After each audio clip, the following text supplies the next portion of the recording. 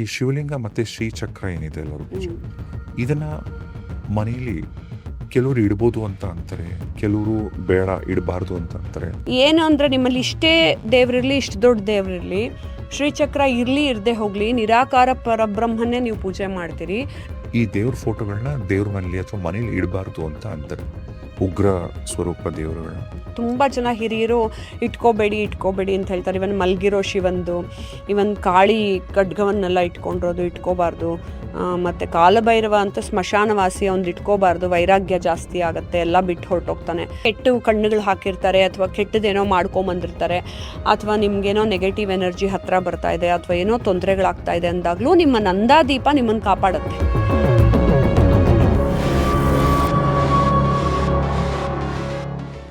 ಶಿವಲಿಂಗಕ್ಕೆ ಅಭಿಷೇಕ ಮಾಡೋದು, ಶಿವಲಿಂಗನ ನೋಡೋದು, ಆ ಪೂಜೆಯಲ್ಲಿ ಭಾಗಿಯಾಗೋದೇ ಒಂದು ಅದೃಷ್ಟ. ಅದು ಈ ಶಿವಲಿಂಗ ಮತ್ತೆ ಶ್ರೀಚಕ್ರ ಏನಿದೆ ಅಲ್ಲ ರುಚಿ, ಇದನ್ನ ಮನೆಯಲ್ಲಿ ಕೆಲವರು ಇಡ್ಬೋದು ಅಂತ ಅಂತಾರೆ, ಕೆಲವರು ಬೇಡ ಇಡಬಾರ್ದು ಅಂತ ಅಂತಾರೆ. ಅದಿಟ್ರೆ ಪ್ರತಿದಿನ ಏನೋ ಪೂಜೆ ಬೇಕು ಅಂತ ಹತ್ತಾರು ಕನ್ಫ್ಯೂಷನ್ಸ್. ಈಗ ಲಿಂಗನ ಮನೆಯೊಳಗೆ ಇಡ್ಬೋದಾ, ಶಿವಲಿಂಗನ? ಹಾಗೆ ಶ್ರೀಚಕ್ರನ ಕೂಡ ಇಡ್ಬೋದಾ, ಇಡಬಾರ್ದ?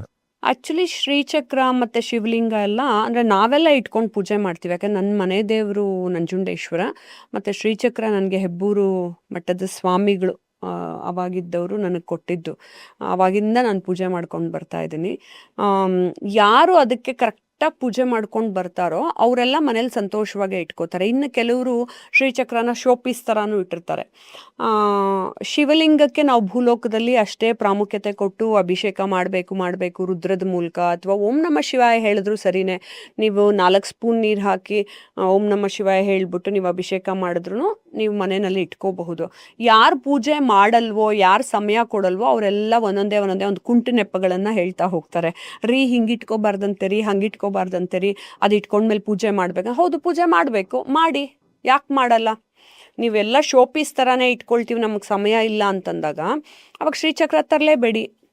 ಇಟ್ಕೊಂಡ್ಮೇಲೆ ನೀವು ಕಿಂಚಿತ್ತಾದರೂ ಪೂಜೆ ಮಾಡಬಹುದು. ಆಮೇಲೆ ಕೆಲವು ಸುಗಂಧ ಪುಷ್ಪಗಳನ್ನು ಹಾಕಿ ಅದಕ್ಕೆ ನೈವೇದ್ಯ ಇಟ್ಟು, ಏನೂ ಇಲ್ಲ ಅಂದ್ರೂ ದೇವರು ಒಂಚೂರು ಸಕ್ಕರೆ ಮತ್ತು ಕಡಲೆನ ಸಂತೋಷಿ ಮಾತಾಗಿಟ್ಟಂಗೆ, ಅಥವಾ ಬೆಲ್ಲ ಮತ್ತು ಕಡಲೆ, ಅಥವಾ ಡ್ರೈ ಫ್ರೂಟ್ಸು ಏನನ್ನು ಬೇಕಾದ್ರೂ ಇಡಬಹುದು. ಅಥವಾ ನಿಮ್ಮ ಮನೇಲಿ ಮಾಡುವಂತಹ ಅನ್ನಕ್ಕೆ ತುಪ್ಪ ಮತ್ತು ಒಂಚೂರು ಉಪ್ಪು ಹಾಕ್ಬಿಟ್ಟು ಅದನ್ನೇ ನೈವೇದ್ಯ ಇಡಬಹುದು. ಏನು ಅಂದರೆ ನಿಮ್ಮಲ್ಲಿ ಇಷ್ಟೇ ದೇವ್ರಿರಲಿ, ಇಷ್ಟು ದೊಡ್ಡ ದೇವ್ರಿರಲಿ, ಶ್ರೀಚಕ್ರ ಇರಲಿ ಇರದೆ ಹೋಗಲಿ, ನಿರಾಕಾರ ಪರಬ್ರಹ್ಮನ್ನೇ ನೀವು ಪೂಜೆ ಮಾಡ್ತೀರಿ.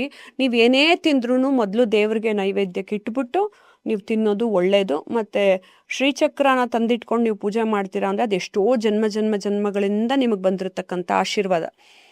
ಅದು ನಿಮ್ಮ ಮನೆಗೆ ಬಂದಿದೆ ಅಂತಂದ್ರೆ ದೊಡ್ಡ ಪುಣ್ಯ. ಅದನ್ನ ಇಟ್ಕೊಂಡು ನೀವು ಅದ್ರ ಪ್ರಕಾರ ನೀವು ಶ್ರೀವಿದ್ಯಾ ಪೂಜೆನಾದರೂ ಮಾಡಿ, ಲಲಿತಾ ತ್ರಿಪುರ ಸುಂದರಿದು ಮಾಡಿ, ಬಾಲಾ ತ್ರಿಪುರ ಸುಂದರಿದು ಮಾಡಿ, ಮತ್ತು ಶಿವಂದು ಅಷ್ಟೇ ರುದ್ರ ಮಾಡಿ, ಚಮಕ ಮಾಡಿ, ಅಥವಾ ಬರೀ ಓಂ ನಮ ಶಿವಾಯನ ಹೇಳ್ದಂಗೆ ಅದನ್ನೇ ಮಾಡಿ, ಜಪ ಮಾಡಿ ಅವ್ನಿಗೆ ಅಭಿಷೇಕ ಮಾಡಿದ್ರು ಇಟ್ಸ್ ಆಲ್ ಸಿಂಪಲ್ ಪ್ರೊಸೀಜರು. ನೀವೇನು ಸಂಧ್ಯಾ ವಂದನೆ ಮಾಡಿ, ಪ್ರಾಣಾಯಾಮನೇ ಮಾಡಬೇಕು ಅಂತಿಲ್ಲ. ಶಿವ ತುಂಬ ಸುಲಭವಾಗಿ ನಾವು ಹೆಂಗೆ ಬೇಕಾದ್ರೂ ಪೂಜೆ ಮಾಡಲಿ ಅಂತ ನಮ್ಮನ್ನು ಬಿಟ್ಬಿಡ್ತಾನೆ ಪ್ರೀತಿಯಿಂದ. ಸೊ ನೀವೆಷ್ಟು ಪ್ರೀತಿ ತೋರಿಸಿ ಶಿವನ್ ಪೂಜೆ ಮಾಡ್ತಿರೋ that is well and good. ಕೆಲವು ದೇವರುಗಳು ಅವರ ರೂಪನೇ ಭಯಂಕರವಾಗಿರುತ್ತೆ. ಈಗ ಕಾಳಿ, ಮಹಾಕಾಳಿ, ಕಾಳಭೈರವ, ಅಥವಾ ಚಾಮುಂಡೇಶ್ವರಿ, ಅಥವಾ ಉಗ್ರ ನರಸಿಂಹ, ಈ ತರದ ಭಗವಂತರ ಇವರ ಫೋಟೋಗಳ, ಈ ದೇವ್ರ ಫೋಟೋಗಳನ್ನ ದೇವ್ರ ಮನೇಲಿ ಅಥವಾ ಮನೇಲಿ ಇಡಬಾರ್ದು ಅಂತ ಅಂತಾರೆ, ಉಗ್ರ ಸ್ವರೂಪ ದೇವರುಗಳನ್ನ. ಇದು ಯಾಕೆ? ಇಡ್ಬೋದಾ, ಇಡಬಾರ್ದಾ? ಅದು ತುಂಬ ಜನ ಹೌದು ಹೆದರ್ಕೊಳ್ತಾರೆ. ಯಾಕೆ ಗೊತ್ತಾ? ಅದು ಡಿಫ್ರೆಂಟ್ ಎನರ್ಜಿ. ಇವಾಗ ಮಹಾಲಕ್ಷ್ಮಿ ಬ್ಯೂಟಿಫುಲ್ ಆಗಿ ಕೂತ್ಕೊಂಡು ತಾವರೆ ಹೂ ಇಟ್ಕೊಂಡು ನಗ್ತಾ ಇರೋದು, ಗಣೇಶನ ಸಾಮಾನ್ಯ ಎಲ್ಲರ ಮನೇಲೂ ಇಟ್ಕೊಳ್ತಾರೆ, ಸರಸ್ವತಿನ ಇಟ್ಕೊಳ್ತಾರೆ. ಉಗ್ರ ಸ್ವರೂಪಗಳನ್ನು ಯಾಕೆ ಇಟ್ಕೊಳ್ಳಲ್ಲ ಅಂದರೆ it's a different energy. For example, ನಾನು ನೀವು ಯಾವುದೋ ಒಂದು ಮದುವೆಗೆ ಸಂತೋಷವಾಗಿ ಹೋಗೋಕ್ಕೂ, ಯುದ್ಧಕ್ಕೆ ಹೋಗ್ತೀನಿ ಅಂತ ಅಂದ್ಬಿಟ್ಟು ಚೆನ್ನಾಗಿ ನಾವು ವರ್ಕೌಟ್ ಮಾಡಿಕೊಂಡು ಕತ್ತರಿಸಾಕಬೇಕು ಅನ್ನೋ ಹೋಗೋಕ್ಕೆ ಎನರ್ಜಿ ನೀವು ಬಿಲ್ಡ್ ಮಾಡ್ಕೊಳ್ಳೋದಕ್ಕೂ, ಕಾಲೇಜ್ಗೆ ಹೋಗೋಕ್ಕೂ, ಜಗಳ ಆಡಕ್ಕೆ ಹೋಗೋದಕ್ಕೂ ಎಲ್ಲದಕ್ಕೂ ಎನರ್ಜಿ ಡಿಫರ್ ಆಗುತ್ತೆ. ಜಿಮ್ಗೆ ಹೋಗಿ ವರ್ಕೌಟ್ ಮಾಡೋದಕ್ಕೂ, ಮತ್ತು ನೀವೆಲ್ಲೋ ಫ್ರೆಂಡ್ಸ್ ಜೊತೆ ಕೂತ್ಕೊಂಡು ಹರಟೆ ಹೊಡೆಯೋದಕ್ಕೂ, ಅಥವಾ ನೀವೆಲ್ಲೋ ಸಾತ್ವಿಕವಾಗಿ ಕೂತು ಪೂಜೆ ಮಾಡೋದಕ್ಕೂ, ಮತ್ತು ಆ ಎನರ್ಜಿ ಎಲ್ಲಿ ಮನುಷ್ಯನೊಳಗೆ ಬಂದು ಅವನು ಹಾಗೆ ಉಗ್ರರೂಪನ ತಾಳ್ತಾನೆ ಅಂತ ತುಂಬ ಜನ ಹಿರಿಯರು ಇಟ್ಕೋಬೇಡಿ ಅಂತ ಹೇಳ್ತಾರೆ. ಇವನ್ ಮಲ್ಗಿರೋ ಶಿವಂದು, ಇವನ್ ಕಾಳಿ ಖಡ್ಗವನ್ನೆಲ್ಲ ಇಟ್ಕೋಬಾರ್ದು. ಮತ್ತು ಕಾಲಭೈರವ ಅಂತ ಸ್ಮಶಾನವಾಸಿ ಅವ್ನು ಇಟ್ಕೋಬಾರ್ದು, ವೈರಾಗ್ಯ ಜಾಸ್ತಿ ಆಗುತ್ತೆ, ಎಲ್ಲ ಬಿಟ್ಟು ಹೊರಟೋಗ್ತಾನೆ, ಅಥವಾ ಕೋಪ ಮಾಡ್ಕೊಂಡು ಜಗಳ ಸೃಷ್ಟಿ ಆಗುತ್ತೆ. ಅಂದರೆ ಮಂಗಳ ತತ್ವ. ಮಂಗಳ ತತ್ವ ಇಟ್ಕೊಳ್ಳೋದು ತಪ್ಪೇನಿಲ್ಲ. ಯಾವಾಗ ನಾವು ಅಷ್ಟು ಎನರ್ಜಿಯನ್ನು ಪಡ್ಕೊಂಡಿದ್ದಾಗ ಎಲ್ಲವನ್ನು ನ್ಯೂಟ್ರಲೈಸ್ ಮಾಡಿ ಎಲ್ಲವನ್ನು ಸಾತ್ವಿಕ ಎನರ್ಜಿಯನ್ನಾಗಿ ತರಿಸ್ಕೋಬಲ್ಲೆವು ನಾವು ಅಂತ ನಾವು ಪ್ರಿಪೇರ್ ಆಗಿದ್ದಾಗ ಖಂಡಿತವಾಗ್ಲೂ ಅವ್ರನ್ನೆಲ್ಲ ಇಟ್ಕೋಬಹುದು. ಬಟ್ ಸಾಮಾನ್ಯ ಮನುಷ್ಯರ ಥರ ಜೀವನ ನಡೆಸ್ತಾ ಇರೋರಿಗೆ ಅಪ್ಪ ಅಮ್ಮಂದ್ರು ಬೈತಾರೆ, ಇದು ಇಟ್ಕೋಬೇಡ ಮನೆಯಲ್ಲಿ, ಕಾಳಿದಂತೂ ಇಟ್ಕೊಳ್ಳೇಬೇಡ, ಮನೇಲಿ ಜಗಳ ಆಗತ್ತೆ. ಕಾಳಿದ್ ಬಿಟ್ಬಿಡಿ, ನಾನು ಯಾರ್ದೋ ಮನೆಗೆ ಹೋಗಿದ್ದೆ, ರಾಮನ್ ಫೋಟೋ ಎಷ್ಟು ಬ್ಯೂಟಿಫುಲ್ ಆಗಿದೆ. ರಾಮನ್ ಫೋಟೋ ಇಟ್ಕೊಂಡಿರೋದಕ್ಕೇನೆ ಅವ್ರ ಮನೇಲಿ ಜಗಳ ಆಡಿ ಇಟ್ಟರು. ರಾಮನ್ ಫೋಟೋ ನಾವು ತೆಗೆದು ಬಿಸಾಕ್ಬಿಡ್ತೀವಿ, ಇವಾಗ ನಮಗೆ ಬೇಡ. ರಾಮ ಬಂದಿರೋದಕ್ಕೇನೆ ನಮಗೆಲ್ಲ ಈ ಅಜ್ಞಾತವಾಸಕ್ಕೆ ಹೋದಂಗೆ ನಮಗೆಲ್ಲ ಕಷ್ಟ ಬಂದ್ಬಿಡ್ತಿದೆ, ಎಲ್ಲರೂ ವನವಾಸಕ್ಕೆ ಹೋದಂಗೆ, ನಮಗೆ ಬೇಡ ರಾಮನ್ ಫೋಟೋ ಅಂತ ಬಿಸಾಕಿದ್ರು. ಅದು ನಾನು ಎತ್ಕೊಂಬಂದೆ. ನಿಮ್ಮ ಮನಸ್ಥಿತಿಯಲ್ಲಿ ಎಲ್ಲ ದೇವ್ರನ್ನು ನೀವು ಹ್ಯಾಂಡ್ಲ್ ಮಾಡಬಹುದು ಪ್ರೀತಿಯಿಂದ ಭಕ್ತಿಯಿಂದ ಅಂತಂದಾಗ ನೀವು ಯಾರನ್ನು ಬೇಕಾದ್ರೂ ಇಟ್ಕೋಬಹುದು. ಇವಾಗ ನಾನಂತೂ ನನ್ನ ಬ್ಯಾಗಲ್ಲೂ ದುರ್ಗಾದೇವಿನ ಇಟ್ಕೊಂಡಿರ್ತೀನಿ, ಗಣೇಶನ್ನು ಇಟ್ಕೊಂಡಿರ್ತೀನಿ, ಭಗವದ್ಗೀತೆನೂ ಇಟ್ಕೊಂಡಿರ್ತೀನಿ. ಸೊ ಎಲ್ಲ ಎನರ್ಜಿನೂ ಹ್ಯಾಂಡಲ್ ಮಾಡಬಹುದು. ಯಾರಿಗೆ ಮಾಡೋಕ್ಕಾಗಲ್ವೋ ಅವ್ರು ಒಂದೊಂದು ರೀಸನ್ ಹುಡುಕ್ತಾರಷ್ಟೆ, ಇದನ್ನ ಇಟ್ಕೋಬಾರ್ದು. ರಾಮನಂತ ಸೌಮ್ಯ ಸ್ವಭಾವದ ದೇವರು ಎಲ್ಲಿ ಕಂಡಿರ್ತೀರ? ರಾಮನ್ನೇ ಇಟ್ಕೋಬೇಡ ಅಂತ ಹೇಳ್ತಾರೆ. ಸೊ ಮನುಷ್ಯ ಎಷ್ಟು ಮತಲಬಿ, ಎಷ್ಟು ಸೆಲ್ಫಿಶ್ ಅಂತ ಹೇಳಿದ್ರೆ, ತನಗೇನು ಬೇಕೋ, ತನಗೇನಾಗತ್ತೋ, ತನಗೇನು ಒಳ್ಳೇದಾಗತ್ತೋ ಆ ದೇವರು ಮಾತ್ರ ಬೇಕು. ತನಗೆ ಯಾರೋ ಒಬ್ರು ಕತೆ ಹೇಳ್ಬಿಟ್ಟಿದ್ದಾರೆ ಇಂಥದ್ದು ಇಟ್ಕೊಬೇಡ, ಆ ದೇವರು ಬೇಡ ಅಂತ ಡಿಸೈಡ್ ಮಾಡಿದ್ರೆ ದೇವರು ಹಾಗೆ ಡಿಸೈಡ್ ಮಾಡ್ತಾನೆ. ಸೊ ಅದನ್ನೇ ನಾ ಹೇಳೋದು, ಅದು ಓಲ್ಡ್ ಸೋಲು ನ್ಯೂ ಸೋಲ್ ಅನ್ನೋದು. ಅವರೆಲ್ಲ ಇನ್ನು ಎಷ್ಟೋ ಜನ್ಮಗಳನ್ನು ಎತ್ತಿ ಬಂದ ಮೇಲೆ ಅವ್ರಿಗಿದೆಲ್ಲ ಜ್ಞಾನೋದಯ ಆಗುತ್ತೆ. ಎಲ್ಲ ದೇವರು ಒಂದೇ, ಎಲ್ಲ ಎನರ್ಜಿ ಒಂದೇ. ಆದರೆ ಎನರ್ಜಿ ತತ್ವಗಳು ಮತ್ತು ಫಾರ್ಮೇಷನ್ನು ಆಯಾ ಸಮಯದಲ್ಲಿ ಬದಲಾಗತ್ತೆ ಅಂತ. ಆಮೇಲೆ ಇನ್ನೊಂದು ಹೇಳ್ತಾರೆ ಗೊತ್ತಾ, ಯಾವಾಗಲೂ ಹೆಣ್ಮಕ್ಳು ಫೋಟೋಗಳು ಇಟ್ಕೊಳ್ಳೋದ್ರ ಜೊತೆಗೆ 100 ಸತಿ ನನಗಿದು ಪ್ರಶ್ನೆ ಕೇಳಿದ್ದಾರೆ. ಹೆಣ್ಮಕ್ಳು ಪೂಜೆ ಮಾಡಬೇಕಾದ್ರೆ ಕೂದಲು ಬಿಟ್ಕೋಬಹುದಾ? ಮೇಡಮ್ ನೀವು ಯಾಕೆ ಕೂದಲು ಬಿಟ್ಕೊಂಡಿದ್ದೀರಾ? ಕೂದಲು ಗಂಟು ಹಾಕ್ಕೊಳ್ಳಿ, ಇದು ಹಾಕ್ಕೊಳ್ಳಿ ಅಂತ. ಇವರು ಏನು ಟಾಪಿಕ್ ಅನ್ನೋದನ್ನು ಏನು ಹೇಳ್ಕೊಡ್ತಿದಾರೋ ಅದನ್ನು ಕಲ್ತ್ಕೊಳ್ಳೋದನ್ನ ಬಿಟ್ಬಿಡ್ತಾರೆ. ಔಟ್ಲುಕ್ಗೆ ತುಂಬ ಇಂಪಾರ್ಟೆನ್ಸ್ ಕೊಡ್ತಾರೆ ಜನ. ಹಿಂಗೆ ಮಾಡಬಾರ್ದು, ಹಂಗೆ ಮಾಡಬಾರ್ದು ಅಂತ ಅನ್ನೋದಕ್ಕೆ. ದೇವಾನುದೇವತೆಗಳು ಕೂಡ ಕೂದಲನ್ನ ಬಿಟ್ಕೊಂಡಿರ್ತಾರೆ. ದೇವಾನುದೇವತೆಗಳನ್ನ ನೀವೆಲ್ಲರೂ ನೋಡಿದ್ರೆ ಜಡೆ ಹಾಕ್ಕೊಂಡು ಹೂ ಮುಡ್ಕೊಂಡು ಕೂತಿರೋದು. ದೇವಾನುದೇವತೆಗಳು ಕೂಡ ಕೂದಲು ಬಿಟ್ಕೊಂಡಿದ್ದಾರೆ. ಸೊ ಅದು ಈ ಸೌಂದರ್ಯಕ್ಕೆ ನಮಗೆ ದೇವ್ರಿಗೆ ಹೆಣ್ಮಕ್ಳಿಗೆ ಐಲ್ಯಾಶಸ್ ಆಗಿರಲಿ, ಐಬ್ರೋಸ್ ಆಗಿರಲಿ, ಕೂದಲಾಗಿರಲಿ ಕೊಟ್ಟಿದ್ರೆ ಅದನ್ನು ಹೇಗೆ ಅಲಂಕರಿಸ್ಕೋಬೇಕು ಅಂತ ಅನ್ನೋದನ್ನ ನಮಗೆ ರೋಲ್ ಮಾಡಲು ಕೃಷ್ಣನೇ. ನನಗೆ ರೋಲ್ ಮಾಡಲು ದೇವಾನುದೇವತೆಗಳೇ, ನನಗೆ ಮನುಷ್ಯರಲ್ಲ ರೋಲ್ ಮಾಡಲು.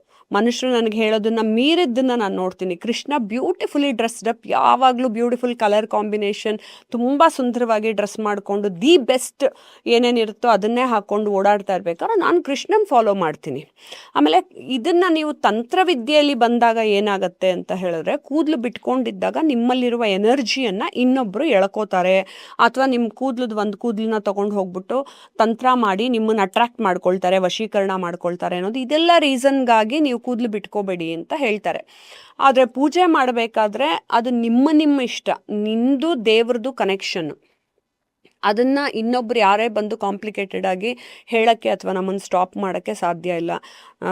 ನನಗೆ ಇನ್ನೊಂದು ತಮಾಷೆಗೆ ಏನು ಬರುತ್ತೆ ಗೊತ್ತಾ, ದೇವರೇ ಮನುಷ್ಯರು ಮುಂದೆ ಪ್ರತ್ಯಕ್ಷ ಆಗಿದ್ರು ದೇವಾನುದೇವತೆಗಳು.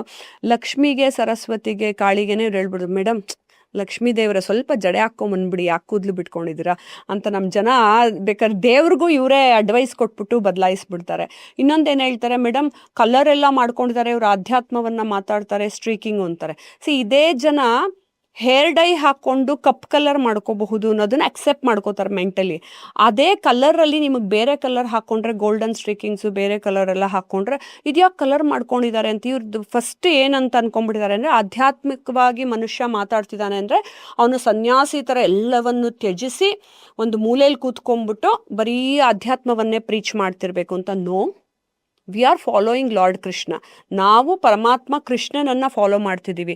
ನೀವು ಸಮಾಜದ ಮಧ್ಯಾಹ್ನ ಓಡಾಡಿಕೊಂಡು ಪ್ರತಿಯೊಂದು ವಿಚಾರಗಳನ್ನು ಜ್ಞಾನದಲ್ಲಿ ಅಳವಡಿಸ್ಕೊಂಡು ಅದನ್ನು ಕರ್ಮ ಮಾರ್ಗದಲ್ಲಿ ಅಳವಡಿಸ್ಕೊಂಡು ಯಾವ ರೀತಿ ಫಾಲೋ ಮಾಡ್ಕೊಂಡು ಮುಂದಕ್ಕೆ ತೊಗೊಂಡು ಹೋಗ್ತೀವಿ ಅಂತ ಅನ್ನೋದು ಬಹಳ ಮುಖ್ಯ ಆಗುತ್ತೆ ಹೊರತು, ಕರ್ಮ ಮುಗಿಸೋದನ್ನು ಬಹಳ ಮುಖ್ಯ ಆಗುತ್ತೆ ಹೊರತು, ಎಲ್ಲವನ್ನು ತ್ಯಜಿಸಿ ನಿಮಗೆ ಫಿಲಾಸಫಿ ಮಾತಾಡಿದ್ರೆ ಸಾಕು, ಎಲ್ಲವನ್ನು ತ್ಯಜಿಸಿ ಒಂದು ಮೂಲೆಯಲ್ಲಿ ಸ್ವಾಮೀಜಿ ಥರ ಕೂತ್ಕೊಳ್ಳಿ ಅಂತಲ್ಲ. ಅದನ್ನ ಯಾವತ್ತೂ ಯಾವ ದೇವರು ಹೇಳ್ಕೊಟ್ಟಿಲ್ಲ. ಇನ್ಕ್ಲೂಡಿಂಗ್ ಪಾರ್ವತಿ ಸಂಸಾರದಲ್ಲಿದ್ರೂ ಶಿವನ ಜೊತೆ ತಾನು ಯಾವಾಗ ಉಗ್ರ ರೂಪ ತೆಗೆದು ಕಾಳಿಯಾಗಿ ನಾನು ಫೈಟ್ ಮಾಡ್ತೀನಿ ಅಂತ ಹೋಗ್ತಾಳೆ. ಅಯ್ಯೋ ಇಲ್ಲ ರೀ, ನಾನು ನನ್ನ ಗಂಡನ ಜೊತೆ ನಾನು ಆರಾಮಾಗಿ ನಾನು ಸುಬ್ರಹ್ಮಣ್ಯ ಗಣೇಶನ ಜೊತೆ ಫ್ಯಾಮಿಲಿಲಿ ಇದ್ದೀನಿ, ನಾ ಹೋಗಲ್ಲ ಫೈಟ್ ಮಾಡೋಕ್ಕೆ ಅಂತ ಹೇಳಿದಾರ. ಎಲ್ಲ ದೇವಾನುದೇವತೆಗಳು ಎಲ್ಲ ಸಿಚುವೇಶನ್ಸ್ಗೂ ರೆಡಿಯಾಗಿರ್ತಾರೆ. ಅದನ್ನೇ ಎಕ್ಸಾಂಪಲ್ ತೊಗೊಂಡ್ರೆ ಸಾಕು ನಮ್ಮ ಜೀವನದಲ್ಲಿ. ಇವನ್ ಕೃಷ್ಣನ ಜೀವನದಲ್ಲಿ ಎಲ್ಲವೂ ಇದ್ರೂ ಅವ್ರು ಸುಮ್ಮನೆ ಕೂತ್ಕೊಳ್ಳಿಲ್ಲ. ಎಲ್ಲವನ್ನು ಹೇಗೆ ನಡೆಸಬೇಕು ಅನ್ನೋದು ಹೇಳಿಕೊಟ್ಟು, ಜ್ಞಾನನೂ ಕೊಟ್ಟು, ನಮ್ಮನ್ನೂ ಮುನ್ನಡೆಸಿ, ನಮಗೊಂದು ಎನರ್ಜಿನೂ ಕೊಟ್ಟು ಪುಷ್ ಮಾಡ್ತಾ ಇದ್ದಾರೆ. ಸೊ ಆ ಕೂದಲು ಬಿಟ್ಕೋಬೇಕು, ಕೂದಲು ಕಟ್ಕೋಬೇಕು ಅನ್ನೋದು ಅವ್ರವ್ರ ಇಷ್ಟ. ಅವ್ರವ್ರಿಗೆ ಏನೇನು ಇಷ್ಟನೋ ಅದನ್ನು ಬಿಟ್ಬಿಡಿ. ನಿಮ್ಮ ಮನೇಲಿ ಏನು ಸಂಪ್ರದಾಯಗಳಿರುತ್ತೋ ಅದು ಸಂಪ್ರದಾಯ ಫಾಲೋ ಮಾಡಿಕೊಂಡ್ರೆ ಆಯಿತು. ಜನಗಳು ತುಂಬ ಯೋಚನೆ ಮಾಡೋಕ್ಕೆ ಹೋಗ್ತಾರೆ. ಅದು ಎಸ್ಪೆಷಲಿ ಹುಡುಗಿರ ಬಗ್ಗೆ ತುಂಬ ಕಾಮೆಂಟ್ ಮಾಡ್ತಾರೆ. ಆದರೆ ನಾನು ಹುಡುಗರಿಗೆ ಯಾವಾಗಲೂ ಇದನ್ನು ಹೇಳ್ತಾ ಇರ್ತೀನಿ, ಹುಡುಗರು ಆಗಾರೆ ಎಲ್ಲರೂ ನಮ್ಮ ಭಾರತೀಯ ಸಂಪ್ರದಾಯವನ್ನು ಫಾಲೋ ಮಾಡಬೇಕು ಅಂದರೆ ನೀವು ಕಚ್ಚೆ ಪಂಚೆ ಉಟ್ಕೋಬೇಕು ಅಥವಾ ಪಂಚಶಲ್ಯ ಹಾಕ್ಕೋಬೇಕು. ಪ್ಯಾಂಟ್ ಶರ್ಟ್ ಅನ್ನೋದು ನಮ್ಮ ಟ್ರೆಡಿಷನ್ ಅಲ್ವೇ ಅಲ್ಲ. ಆದರೆ ಕಲಿಯುಗದಲ್ಲಿ ನಾವೆಲ್ಲರೂ ಹೇಗೆ ಬೇಕಾದ್ರೂ ಇರಬಹುದು ಅಂತ ಹೋಗ್ತದೆ. ಇವಾಗ ನಾನು ಪ್ಯಾಂಟ್ ಶರ್ಟ್ ಹಾಕ್ಕೊಂಡ್ರೂ ಕೂಡ ನಾನು ಪುರುಷ ಸೂಕ್ತ ಹೇಳ್ತೀನಿ, ಶ್ರೀ ಸೂಕ್ತ ಹೇಳ್ತೀನಿ, ವೇದ ಮಂತ್ರಗಳನ್ನ ಪಟಪಟ ಅಂತ ಹೇಳಕ್ಕೆ ಹೋಗ್ತೀನಿ. ಸೀರೆ ಉಟ್ಕೊಂಡೇ ಹೇಳಬೇಕು ಅಂತಿದ್ಯಾ? ಆ್ಯಕ್ಚುಲಿ ಸೀರೆಯಲ್ಲೂ ಎಷ್ಟೋ ಥರ ಡಿಫ್ರೆಂಟ್ ಇದೆ. ಕಚ್ಚೆ ಸೀರೆನೇ ಉಟ್ಕೋಬೇಕು, ಹಿಂಗೆ ಇರಬೇಕು ಅಂತ.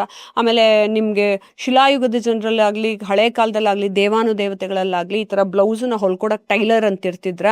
ಒಂದು ಬಟ್ಟೆ ಕಟ್ಕೊಳ್ಳೋರು ಅದ್ರ ಮೇಲೆ ಸೀರೆ ಉಟ್ಕೊಳ್ತಾ ಇದ್ರು. ನಾ ಆವಾಗಲೇ ಹೇಳ್ದಂಗೆ ತಮಾಷೆ ಏನು ಅಂದರೆ, ನಿಜವಾದ ದೇವಾನುದೇವತೆಗಳೇ ಬಂದು ನಿಂತುಬಿಟ್ರೆ ಮನುಷ್ಯರು ಮುಂದೆ, ಹಿಂಗೆ ಬೇಡ ಹಿಂಗೆ ಹಾಕ್ಕೊಳ್ಳಿ, ಒಂದು ಚೂರು ಬಟ್ಟೆ, ಕೂದಲು ಹಿಂಗೆ ಬೇಡ ಹಂಗೆ ಮಾಡ್ಕೊಳ್ಳಿ ಅಂತ ಕಮೆಂಟ್ ಮಾಡೋರೆ ಹೊರತು, ದೇವರೇ ಬಂದಿದ್ದಾರಲ್ಲಪ್ಪ, ನಾನು ಅವರಿಂದ ಏನನ್ನ ವರ ಪಡ್ಕೊಂಡು ನನ್ನ ಜೀವನ ಹೆಂಗೆ ಬೆಳೆಸ್ಕೊಳ್ಳಿ ಅನ್ನೋದನ್ನ ಯೋಚಿಸೋದನ್ನ ಬಿಟ್ಬಿಡ್ತಿದ್ರು. ಸೊ ಈ ಥರದ್ದೆಲ್ಲ ನಡೀತಿರುತ್ತೆ. ದೀಪ, ಆ ಫೈರ್ ಎಲಿಮೆಂಟ್ ಏನಿರುತ್ತಲ್ಲ, ಅದು ಮನೇಲಿದ್ರೆ ಯಾವ ನೆಗೆಟಿವ್ಸ್ ಕೂಡ ಮನೆ ಒಳಗೆ ಬರಲ್ಲ ಅಂತ ನಮಗೆ ಗೊತ್ತು. ಇನ್ನು ಕೆಲವೊಂದು ಮನೆಗಳಲ್ಲಿ ದೇವ್ರ ಮುಂದೆ 2 ದೀಪ ಇಡ್ತಾರೆ. ಒಂದು ನಂದಾದೀಪ ಅಂತ ಒಂದು ಇಟ್ಟಿರ್ತಾರೆ, ಕಾಮಾಕ್ಷಿ ದೀಪ ಅಂತ ಇಟ್ಟಿರ್ತಾರೆ.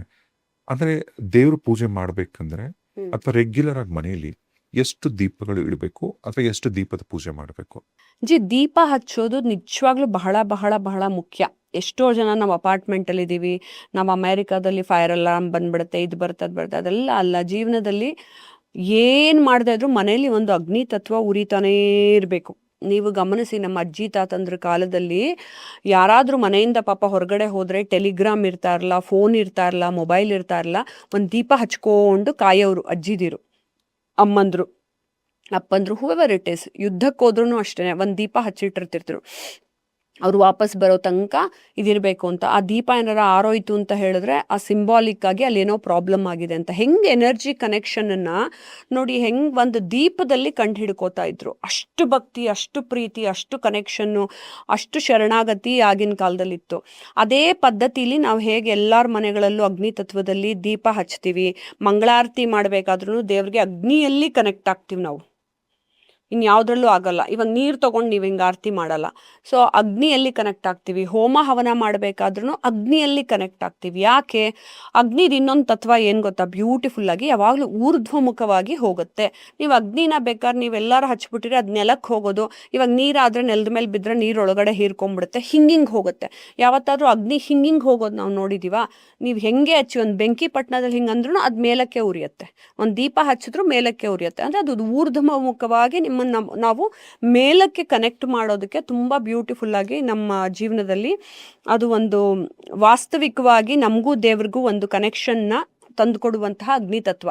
ಹೇಗೆ ಸೂರ್ಯನ ಶಾಖದಿಂದ ಎಲ್ಲ ಜೀವರಾಶಿಗಳು, ಜೀವ ಬೆಳೆಗಳು, ಎಲ್ಲ ಹೂವುಗಳು, ನಾವೆಲ್ಲ ಊಟ ಮಾಡೋದು ಎಲ್ಲ ನಾವೆಲ್ಲ ಜೀವಾತ್ಮಕ್ಕೆ ಕನೆಕ್ಟ್ ಆಗಿದ್ದೀವೋ, ಅಗ್ನಿ ತತ್ವ ಕೂಡ ಸೂರ್ಯನಷ್ಟೇ ಶಾಖವಾಗಿರುವಂಥದ್ದು. ಬಟ್ ಡಿಫ್ರೆಂಟಾಗಿ ಅಗ್ನಿ ತತ್ವ ನನ್ನನ್ನು ಪರಮಾತ್ಮನ ಒಂದು ಮಾಡಿಸುತ್ತೆ. ಅಂದರೆ ಮನುಷ್ಯ ಸಾಯ್ಬೇಕಾದ್ರೂ ಸಿಂಬಾಲಿಕ್ ಆಗಿ ನೋಡಿ ಒಂದು ಅಗ್ನಿ ತತ್ವ ಹಿಂಗೆ ಹೋಗೋದನ್ನೇ ತೋರಿಸ್ತೀವಿ. ಅಂದರೆ ಅಗ್ನಿನೇ ಚೈತನ್ಯ, ಆತ್ಮ ಚೈತನ್ಯ. ಏನು ಅಂದರೆ ಎನರ್ಜಿನ ನೀವೆಲ್ಲ ಕೊನೆಗೆ ವೈಜ್ಞಾನಿಕವಾಗಿ ನೋಡ್ತಾ ಹೋದ್ರೂ ಎನರ್ಜಿ ಈಸ್ ಅಗ್ನಿ ತತ್ವದಲ್ಲೇ ಇರುತ್ತೆ.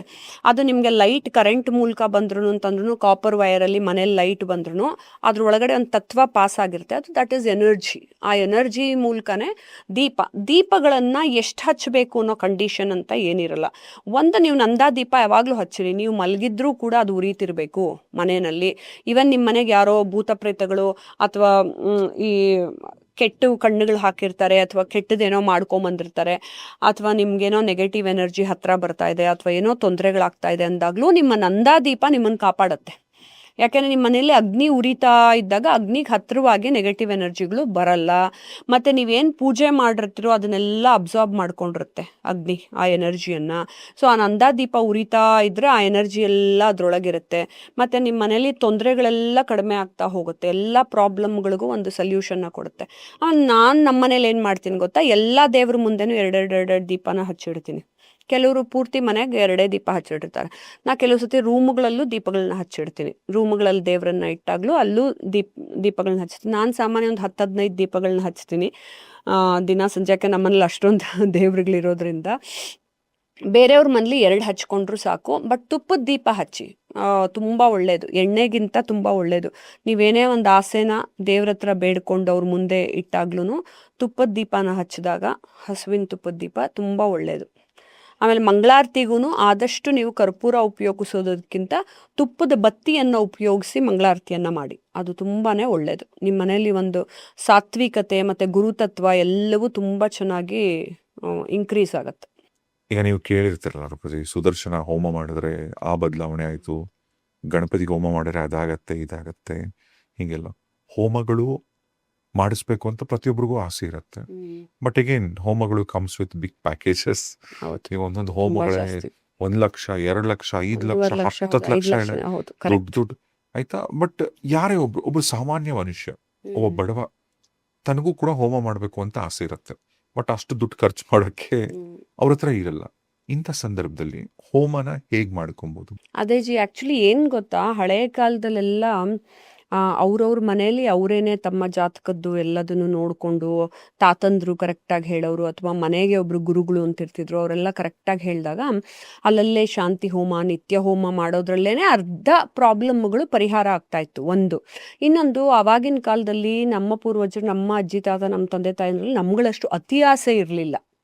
ಒಂದು ಮನೇಲಿರೋರು ಕುಟುಂಬದಲ್ಲಿ ಎತ್ತಿನ ಗಾಡೀಲಿ ಹೋಗೋರು ಬರೋರು, ಅಥವಾ ಒಂದು ವೆಹಿಕಲ್ ಇದ್ರೂ ಸಾಕು ಅಂತ ಅಂದ್ಕೊಳ್ಳೋರು. ಮನುಷ್ಯಂಗೆ ಅತಿ ಆಸೆ ಆಗ್ತಾ ಇದ್ದಂಗೆ ಜೀವನ ತುಂಬ ಕಾಂಪ್ಲಿಕೇಟೆಡ್ ಆಗುತ್ತೆ. ಪಕ್ಕದ ಮನೆಯವ್ರು ಕಾರ್ ತೊಗೊಂಡ್ರು ನಾವು ಕಾರ್ ತೊಗೋಬೇಕು, ಪಕ್ಕದ ಮನೆ ಮಕ್ಕಳು ಇಂಜಿನಿಯರಿಂಗ್ ಓದ್ತಿದ್ರೆ ನಮ್ಮ ಮಕ್ಕಳು ಅದನ್ನೇ ಓದಬೇಕು, ಪಕ್ಕದ ಮನೆಯವರು ಸ್ವಂತ ಮನೆ ಕಟ್ಕೊಂಡು ಹೋದ್ರು ನೋಡ್ರಿ ನಮಗೂ ಸ್ವಂತ ಮನೆ ಬೇಕು ಅಂತ. ಈ ಥರದ್ದೆಲ್ಲ ಕಾಂಪ್ಲಿಕೇಶನ್ಸ್ ಜಾಸ್ತಿ ಆದಾಗ ತುಂಬ ಜಾಸ್ತಿ ನಮ್ಮಲ್ಲೇ ಒಂದು ಕಾನ್ಫ್ಲಿಕ್ಟ್ ಶುರುವಾಗುತ್ತೆ.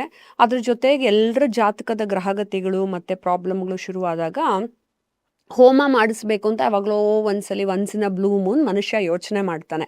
ಆ್ಯಕ್ಚುಲಿ ನಿತ್ಯ ಹೋಮ ನಡಿಬೇಕು. ನಿತ್ಯ ಹೋಮನ ಕಲ್ತ್ಕೊಳ್ಳೋದು ತಪ್ಪೇನಿಲ್ಲ. ಆದರೆ ಮೊದಲಿಂದ ಇವರು ಶಾಲೆಗೆ ಹೋದಂಗೆ ಕಲ್ತಿಲ್ಲ ಅಂತಂದಾಗ ದೇವ್ರನ್ನ ಆವಾಹನೆ ಮಾಡೋದು, ಪ್ರಾಣ ಪ್ರತಿಷ್ಠಾಪನೆ ಮಾಡಿಸೋದು, ಕೂಡಿಸೋದು, ಹೋಮ ಮಾಡೋದು, ಮತ್ತೆ ತಿರ್ಗಿ ಅಗ್ನಿಯಿಂದ ತೆಗೆದು ವಾಪಸ್ ದೇವರನ್ನ ಇಡೋದು, ಅದೆಲ್ಲ ಅವ್ರಿಗೆ ಗೊತ್ತಾಗಲ್ಲ ಅಂತಂದಾಗ ಬೇರೆ ಕಡೆ ಹೋಗಿ ಹೋಮ ಮಾಡಿಸ್ಬೇಕು ಅಂತಾರೆ. ಇವಾಗ ನೀವು ಹೇಳ್ದಂಗೆ ಎಲ್ಲ ಕಡೆ ಹೋಮ ಹವನ ಪೂಜೆಗಳು it has become more commercial. Demand and supply ಥರ ಜನಗಳದ್ದು ಡಿಮ್ಯಾಂಡ್ ಜಾಸ್ತಿ ಆಗ್ತಾ ಇದೆ ಹೋಮಗಳನ್ನ ಮಾಡಿಸಿ ಅಂತಂದಾಗ ಹಂಗಾಗ್ತಾ ಇದೆ. ಸೊ ನಾನು ಮೊನ್ನೆ ಇತ್ತೀಚೆಗೆಲ್ಲೋ ಒಂದು ಕಡೆ ಪೂಜೆಗೆ ಹೋಗಿದ್ದೆ.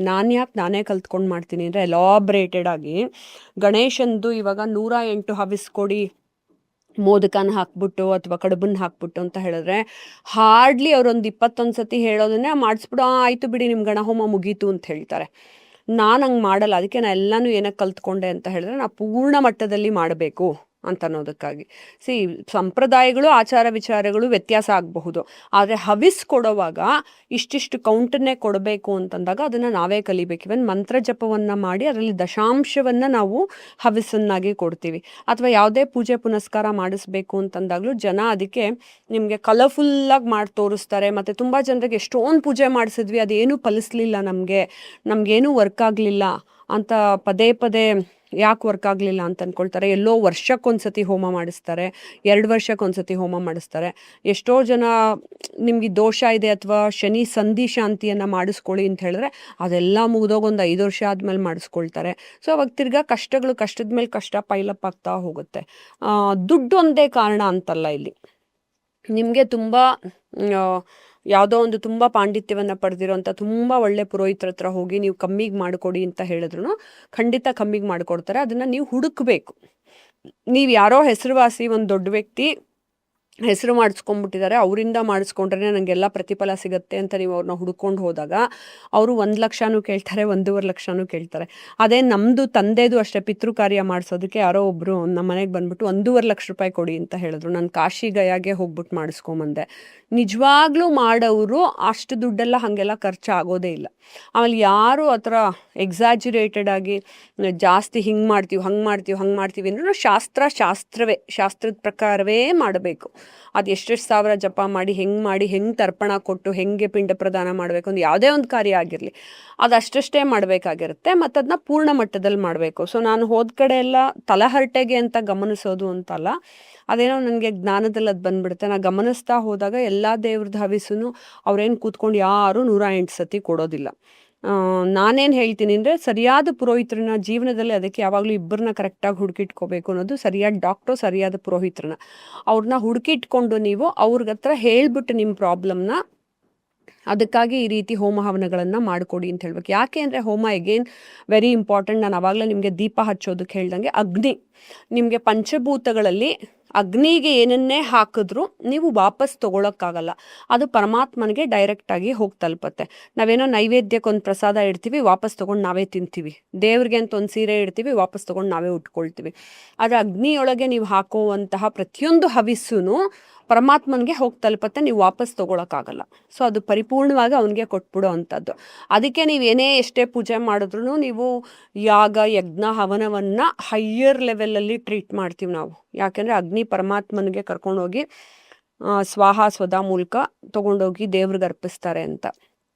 ಅದೇ ಎಲ್ಲ ಕಡೆನೂ ಜಾಸ್ತಿ ಆಗಿದೆ ಅಂತ ಹೇಳಿದ್ರೆ ಕಲಿಯುಗ ಅಲ್ವಾ. ಈಗ ನಾವು ಹೆಂಗೆ ಅತಿ ಹೆಚ್ಚು ಕೋಟಿಗಳಲ್ಲಿ ನಮಗೆ ದುಡ್ಡು ಬೇಕು ಅಂತ ನಾವು ಆಸೆ ಪಡ್ತೀವೋ, ಪೂಜೆ ಮಾಡಿಸೋರು ಅಷ್ಟೇ ಹಂಗಂಗೆ ನಮ್ಮ ಆಸೆ ಅತಿ ಆಸೆಗೆ ಎಷ್ಟು ಅದ್ರಲ್ಲಿ 1% ಅನ್ನೋ ರೀತಿ ಲೆಕ್ಕ ಹಾಕ್ಕೊಂಡ್ರು ಆ ರೀತಿ ಕೇಳಿ ತೊಗೊಳ್ತಾರೆ. ಬಟ್ ಅವರೇ ಮಾಡಬೇಕು ಅಂತ ಹೇಳಿದ್ರೆ ಅದನ್ನ ಕಲ್ತ್ಕೊಂಡು ಮಾಡಬೇಕು, ಅಥವಾ ಒಳ್ಳೆ ಪುರೋಹಿತರನ್ನ ತುಂಬ ಪರಿಪಕ್ವವಾಗಿ ಭಕ್ತಿಯನ್ನು ಅರ್ಥಕೊಂಡಿರೋಂಥ ವ್ಯಕ್ತಿನ ಹುಡುಕಬೇಕು. ಅವರು ಪುರೋಹಿತರನ್ನ ಹುಡುಕಿ ನಂಗೆ ಇದೊಂಚೂರು ಮಾಡಿಸ್ಕೊಡಿ ಅಂತ ಕೇಳಿ ಮಾಡಿಸ್ಕೋಬೇಕು. ಇದೆಲ್ಲದಕ್ಕಿಂತ ಮುಖ್ಯ, ಹೋಮ ಮಾಡೋಕ್ಕೆ ಮುಂಚೆನೇ ನೀವು ಮನೇಲೇ ಕೂತು ಜಪ ಮಾಡ್ಕೊಳ್ಳೋಕೆ ಶುರು ಮಾಡಿ. ನೀವು ಲಕ್ಷಗಳಲ್ಲಿ ಜಪಾನ ಮಾಡ್ಕೊಂಡ್ಮೇಲೆ ಅದರ ದಶಾಂಶವನ್ನು ನೀವು ಹವನಕ್ಕೆ ನೀವೇ ಜಪ ಮಾಡಿದಾಗ ಅದನ್ನು ಹೋಗಿ ದಶಾಂಶವನ್ನು ಹವನ ಮಾಡಿಸಬಹುದು.